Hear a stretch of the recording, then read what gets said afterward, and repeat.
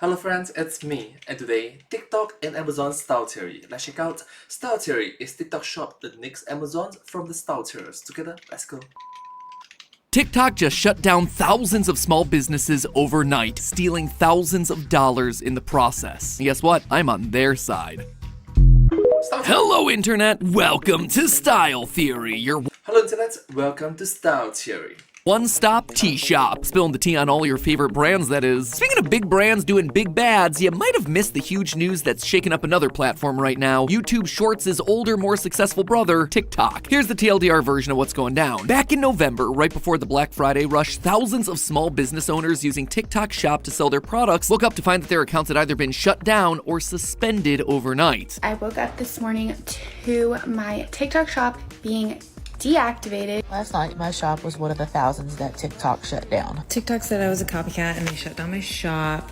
They gave me like every violation in the book. Hey guys, sadly my shop has been closed. According to the affected accounts, this move from TikTok was completely unprompted and without warning. These sellers were hit with enough violations of TikTok's terms of service that it completely froze their accounts and their funds. We're talking about tens of thousands of dollars stuck behind TikTok's impenetrable force field. Well, it's not certain exactly how many accounts were affected. Based on the amount of responses, we're looking at least at a few thousand shops being shut down. And this move didn't just affect the sellers either. Content creators who made posts promoting items from these shops, complete with affiliate links, also saw their accounts getting flagged and their videos taken down. Now that right there, that's a shady move, right? I feel for anyone who's ever had a big company swoop in and take all their money. Trust me, we have been there. And of course, plenty of headlines were eager to swoop in to cover this latest drama as well. But here's the thing. What if I told you that by banning these accounts and stealing their profits, TikTok may have just saved these small business owners millions of dollars? They've also made even more money for everyone else on the platform. Seems unbelievable, right? Well, it's true. In fact, it's a case that we've seen play out before because it's yet another instance of history repeating itself, just in a way that you wouldn't expect. So buyer beware, you're in for a scare, because today's theory is going to take us on a whirlwind tour through TikTok, law degrees, and PewDiePie. But to understand all of that, we first need to start with the most basic of questions. What the heck is a TikTok shop? Well, TikTok Shop officially launched in the US and other countries in September of 2023. Basically, it lets users browse and purchase items directly from sellers without ever having to leave the app. Now this, in and of itself, is not a new idea. Instagram's been doing this sort of thing for a while now with its shopping tab, and YouTube has the merch shelf, which, by the way, you can totally find below this video. I'm seeing some really nice cozy sweaters down there. Anyway, what do all these platforms have in common? They want to do the impossible. They want to take down the king of online shopping, Amazon. To give you an idea of how big Amazon actually is, consider this. In 2022, 268 million Americans bought something online. Of those purchases, out of the 26 million retailers that exist online, Amazon made up almost 40% of all the business online in America. That is insane. And for years, all the other big platforms have been trying to get a chunk of that pie. Because at the end of the day, the world runs on two things: buying products and advertising those products during content pieces like this. If you manage to become the go-to place for both of those things, congratulations, you've basically won all the money. It's kind of like the lamest infinity gauntlet ever. But if you're curious, that's why Amazon's been out testing all sorts of different entertainment strategies across their platforms. If they own your eyeballs, well, then they can advertise to you and encourage you to buy their stuff on their platform. Meanwhile, YouTube, Instagram, and TikTok have the content. They have all these eyeballs, so now they're just trying to find ways of making it easier to shop while you're on these platforms. Alright, I'm gonna stop you right there, and do recognize that this video came out last year.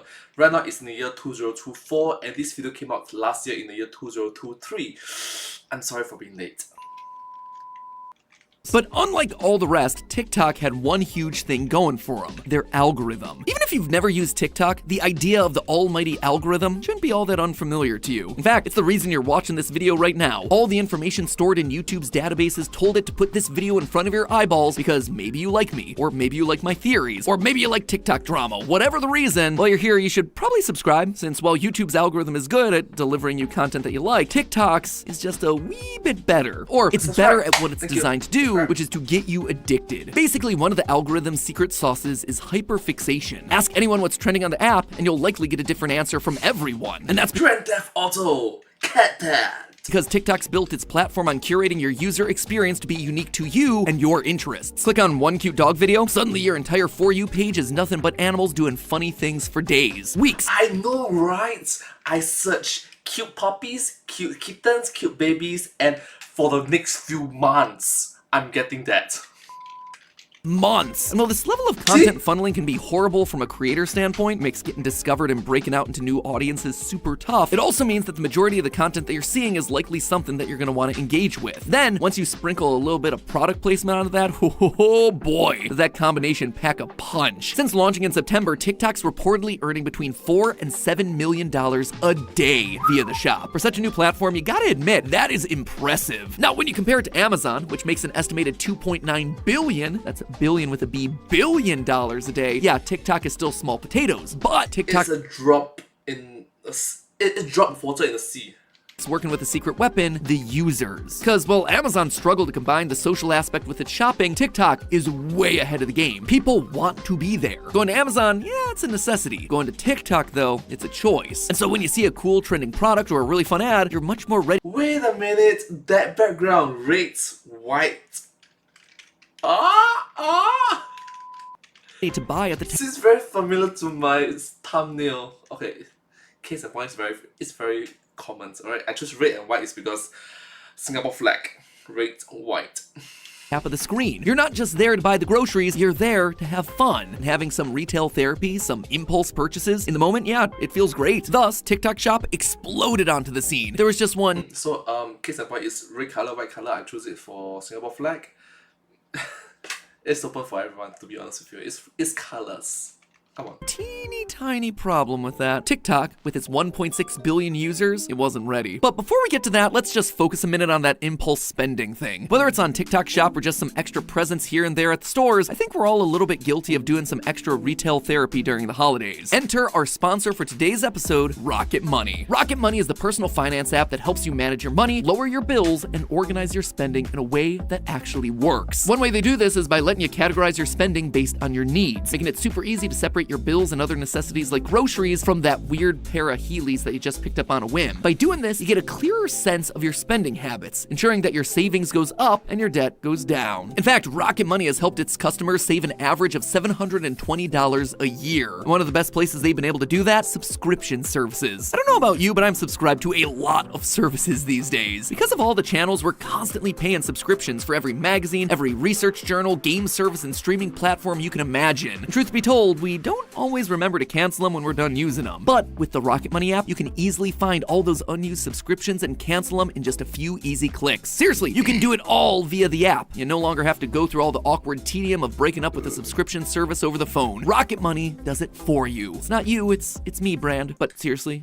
it's you. I don't care about your platform anymore. In short, if you're looking to make smarter, more informed decisions about your spending, Rocket Money is the first smart decision in that chain. They'll ensure that you have the data that you need right at your fingertips. So join me on this journey of financial fact-finding by going to rocketmoney.com/styletheorists. Or, skip all the typing and just click the link in the description to get started for free. And if you like what you see, you can also unlock even more features using their premium service. That's rocketmoney.com/styletheorists to get started for free. Now, let's get back to that TikTok drama, shall we? Because for real, TikTok was not prepared for the onslaught of sales success. You see, to be a successful e-commerce platform, you ultimately need three things. 1, a responsible governing platform, where 2, responsible shoppers can buy from 3, trustworthy sellers. So let's just start at the top of the list, shall we? A responsible governing platform. Yeah, on that front, TikTok ain't it, chief. It's got a bad reputation. And I'm not just talking about a national security allegation. I mean that TikTok, more than any current platform, is a wasteland of stolen content and copyright violation. From meme accounts farming content for their compilations, creators finding out that their content's been repurposed into ads by some shady brands, to the literal hundreds of duplicate game theory accounts reposting our content pretending to be us, raking in thousands and sometimes even millions of views. Yeah, if you're seeing my face over there, more likely than not, it's a copycat account posting stolen content. We're known as Game Theorist Official, just so you're aware, but all the rest of them, sadly, there's not a whole lot we could do about it. You'd think that a platform of this magnitude would have some sort of rule against it, but oh wait, they do. In their terms and conditions, it states that users aren't able to use, quote, any material which does or may infringe any copyright, trademark, or other intellectual property or privacy rights of another person. For Having said that, rules and regulations is only effective if there is enforcement about it.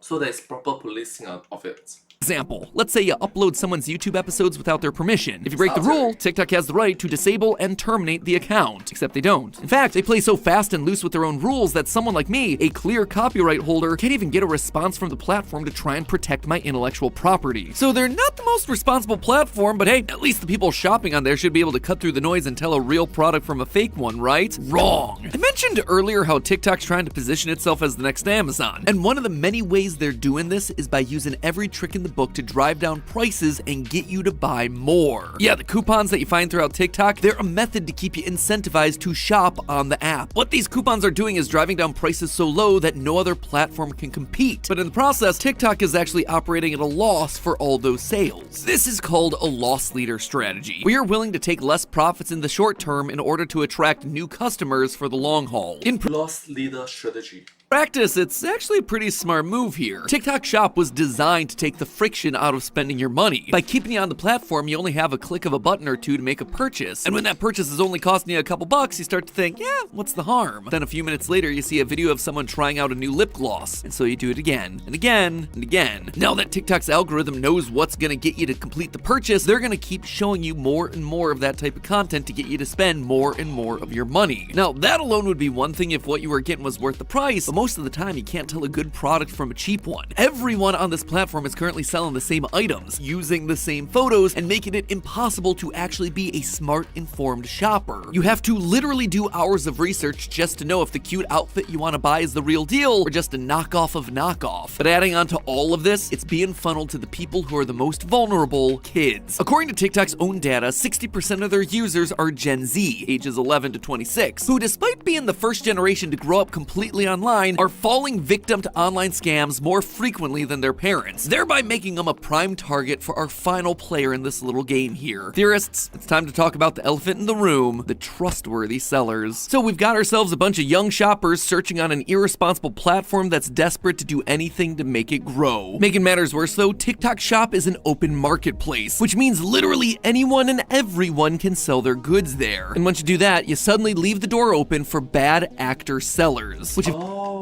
Bad actors, if they are not trustworthy. I think there needs to be at least a barrier of entry to even apply to be a seller. Like for example, give them tons of paperwork, or like periodic check and balances. Been everywhere on TikTok Shop since launch. Sure, there are plenty of good sellers out there using TikTok Shop in a completely legal way to help sell their products, but there's also hundreds of less legitimate businesses that are figuring out the best ways possible to separate you from your hard-earned dollar. Which brings us then to the droppers, the dupers, and the copiers. When you see 12 different people advertising the same crisscross chair across 12 different shops, you're likely dealing with a thing called dropshipping. Dropshipping is just a business term for not keeping products in stock at your own facility and instead using a third-party fulfillment center. Let's say that I'm selling candy bars online, but you know what? I'm not making the candy bars. I want to get a supplier to make those candy bars and also ship them for me. Once I make a sale, I send that information off to my supplier to do both of those things. This honestly has itself a lot of cost and time benefits for me. It means suddenly I don't need to rent space to house any products. I don't have to deal with packaging or labeling. I don't have to deal with lines at the post office. It is great across the board for my business because honestly, I don't really have that much of a business. I'm just a glorified middleman. I'm selling other people's goods and billing them as my own. But as you might expect, this sort of system opens itself up to a lot of exploitation. For instance, a seller might buy items wholesale. They may head to places like That makes a very good points. Opens up to a lot of exploitations, and historically speaking, we humans, if there's exploitations, people get corrupted.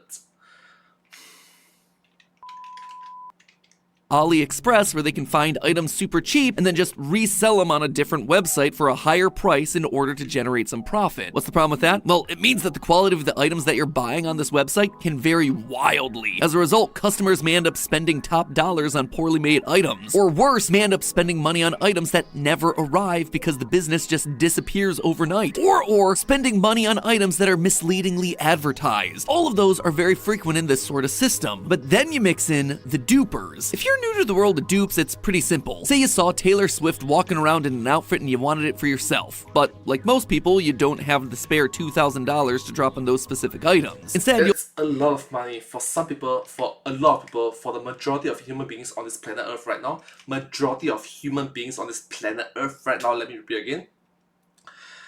$2,000 is their monthly income. They earn $2,000, so... Oh wait, they earn less than that. want to find similar looking items that give you the same overall look, but fit better in your price range. Nothing wrong with that. Well, nothing wrong until you start getting a little too close to the original. If I show you this bag, does that B design make you think of anything specific? It's a pretty close match to Gucci. What about this cup? Does it instantly make you think of the brand Stanley? That's how it was being advertised across TikTok, and Stanley themselves weren't too happy about people ripping off their brand. According to a number of TikTok shop creators affected by the situation, one of the key items linked to shops being shut down were these stainless steel tumblers being sold as Stanley cup dupes. Last Friday, myself and a handful of other TikTok shop creators were banned because of the 40-ounce stainless steel tumbler, the one that everyone calls the Stanley dupes, because we use the words Stanley and dupe, which I now know we cannot do. I'm gonna stop you right there because Stanley is a trademarked name, meaning that it's owned by a brand. You're already setting yourself up for trouble by using it as a part of your business. A lot of the words that we use every day, from Band-Aid to Kleenex, are trademarked brand names. By And the unfortunate thing is, those sellers, they don't know what they don't know. using them anywhere in your marketing, you are breaking the law and leaving your business vulnerable to potential legal consequences. But they don't know that they are breaking the law. They don't know that the law exists in the first place. They do not know how to find the law. They do not know how to find the existing law. Like, you know, getting your TikTok shop shut down. But even if you were smart enough to not be using a trademarked name in your marketing, there's another issue that needs to be addressed here. You see, while clothing is very difficult to patent, which we've talked about in a previous episode, items have themselves a lot more rules, even down to the shape. This is called trade dress. This is where a company owns the commercial look and feel of their product. When it comes to these Stanley cups, that iconic shape, from the location of the square handle, the thickness of the rim, the very specific shape of the tumbler itself, it's all part of what makes an item make you think of that brand. That means that even if your item isn't a blatant ripoff that would infringe on a design patent, you can still get in trouble if your product is so close to the original that people would reasonably think that it was made by the actual brand. Speaking of knockoffs though, some of these even went a step further, just selling full-on fakes. Watch this before you order a Stanley Cup from the TikTok shop. If you follow me, you know I just got this from the TikTok shop last week, and I think it's fake. Which brings us then to group number 3, the copiers, aka the sellers who are just blatantly using copyrighted work as a part of their products. This one seems to be the simplest to understand, or I thought it was until I realized just how big of a problem it was. I'm talking about even after the great TikTok shop shut down. Just one scroll through the TikTok shop looking for Disney, DC, Taylor Swift yields hundreds of results. Theorists, I'm gonna put this in as plain of terms as I can. All of this, the Grinch mug, the Sanrio headbands, and yeah, your NFL Taylor's version sweaters, all of them are copyright infringing items, illegal for you to sell without owning a license from the copyright holders. By selling these items, you are opening yourself up to actual legal consequences. Copyright infringement cases can result in fines up to $250,000, 10 years in jail, or both. But who cares, right? Well, it turns out the answer is, surprisingly enough, TikTok. See, TikTok is going through some growing pains, ones that could ruin the platform if it doesn't act fast. Because while letting people do whatever the heck they want with no consequence can make you feel like the cool platform, the fun platform, it can also get your platform and you sued. And while TikTok may be willing to sacrifice a few dollars to get you shopping, they're not going to be risking a very expensive losing battle against the likes of Disney. So instead, they had to do something new. They had to think radically. They had to enforce their own terms of service for the first time ever, which meant shutting down hundreds of TikTok shops. Looking back, it's something that everyone should have seen coming because we've all seen this before. We've seen it happen right here on YouTube. Let's just take a little stroll down memory lane to 2017, shall we? Vine had just shut down, TikTok was the sound your clock made, and YouTube was on the edge of an adpocalypse. PewDiePie. Wait a minute, 2017, 8901234. 7 years ago, nearly 10 years ago. Biggest channel on the platform suddenly releases some questionable videos, which got advertisers panicking about their ads running on potentially unsafe content. Ads suddenly started getting pulled left and right. So, to save their platform, YouTube had to make some sweeping changes, and they had to make those changes fast. They had to show that their platform was going to be a safe place for advertisers. And to do that quickly before the bottom dropped out, they had to make some big swings, ones that are still affecting the platform today. And thus, the yellow demonetization button hit it big. This thing was everywhere, and it was on everything. Did you want to cover the news? Demonetized. Want to talk about the scientific properties of champagne? Bye-bye ads. You have no idea how many video ideas never got made because we were worried YouTube would consider them unsafe for advertisers. For months, it seemed like every video on every topic was getting yellow buttoned as the system overcorrected itself. Over time, it learned. It got more accurate. It evened itself out. But not before a sweeping change to the platform took a bite out of everyone's monetization for the better part of a couple months. Fast forward a bit, and suddenly Elsagate became the end of kids content as we knew it. Because of a few bad actors making Elsa and Spider-Man do questionable things, YouTube had to make new policies for children's content. Then there was COPPA, where concerns around the data tracking of children nearly brought down not just YouTube, but the internet as a whole. Once again, YouTube had to find a way to navigate this impossible situation, finding solutions that were best for the platform to survive, but not necessarily individual creators. Now you have to check a box saying not made for kids every time you upload a video. Why? Yeah, that's right. So, what Mappa is trying to say is changes are required. But having said that, Mappa also mentioned for the first couple of months after the change is implemented, there will be, unfortunately, a few sacrifices, a few unfortunate incidents.